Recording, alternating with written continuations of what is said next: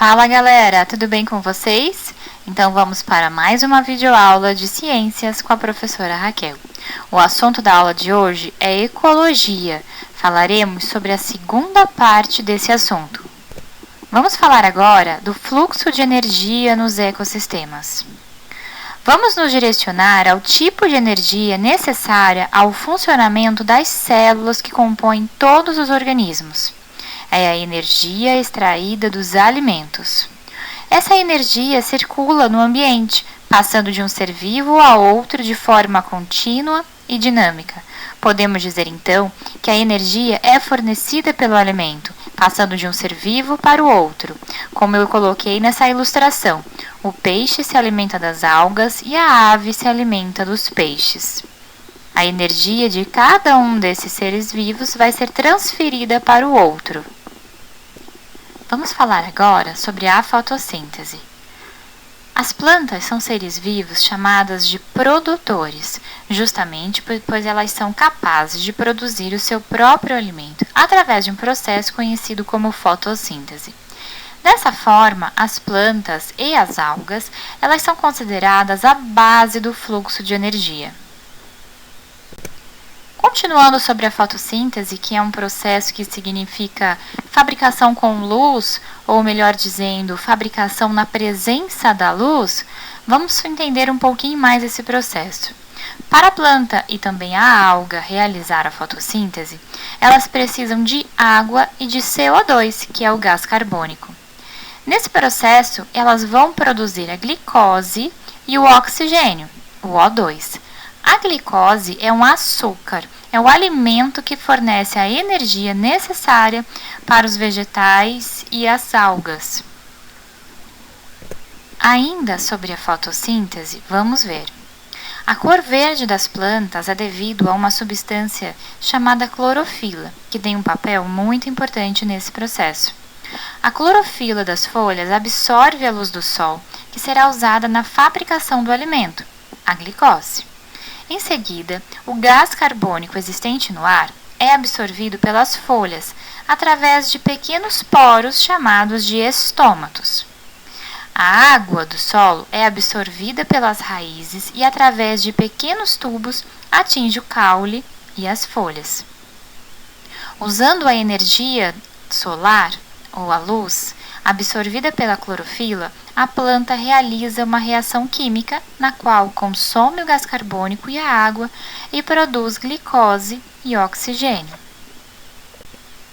As algas e as plantas, elas são muito importantes para todos os seres vivos de modo geral, pois tanto as algas quanto as plantas, elas produzem oxigênio como resultado da fotossíntese. Como eu falei na live anterior, muitas pessoas dizem que a Amazônia é o pulmão do planeta. Porém, essa é uma afirmação errada, tá bom, gente? Na verdade, quem tem a maior produção de oxigênio são as algas, tá? Claro que a Amazônia e todos os outros vegetais têm uma importância grande na produção de oxigênio, mas ela acaba consumindo bastante oxigênio também, tá? Então, aí vamos colocar como uma grande importância das algas e das plantas, ou seja, desses seres vivos produtores, é justamente essa produção de oxigênio. E essa produção de oxigênio veio da onde mesmo? Veio como resultado do processo da fotossíntese. Eu trouxe aqui uma imagem bem interessante, vamos analisá-la. Então vejam, a árvore ela realiza a fotossíntese e nesse processo ela libera o gás oxigênio na atmosfera. O ser humano e os demais animais, eles vão utilizar esse gás oxigênio durante a sua respiração. E durante a respiração desses animais, o gás carbônico será liberado como produto final, não é? A gente respira, a gente inspira, a gente coloca para dentro o gás oxigênio e a gente libera, a gente expira o gás carbônico. E o gás carbônico, por sua vez, será utilizado pela árvore justamente no processo da fotossíntese. Então, veja como esse ciclo acontece. E, pessoal, a única fonte de oxigênio no planeta é a fotossíntese das algas e das plantas. Olha só o tamanho da importância delas.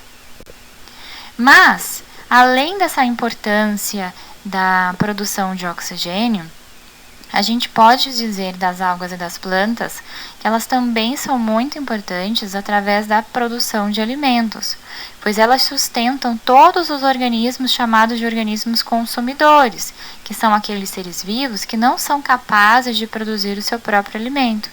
Como eu falei no slide anterior, as algas e as plantas, elas estão na base do nosso fluxo de energia. Então, observem essa pirâmide, ali embaixo a gente tem os produtores. Estou demonstrando ali algumas células de plantas e algas. Então, ali embaixo a gente tem plantas, algas, e depois vão ser consumidos pelos outros animais. Então, elas são muito importantes. Pessoal, então qual seria a importância de preservar as algas e as plantas? Basicamente, a gente pode resumir dizendo que elas sustentam todos os organismos do planeta Terra, através da produção de alimentos e através da produção de oxigênio.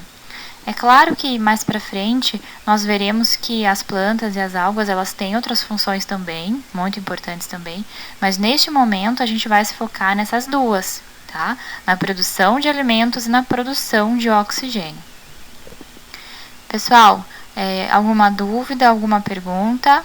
Estou à disposição, tá bom? Por enquanto é isso, obrigada e até o próximo vídeo. Tchau!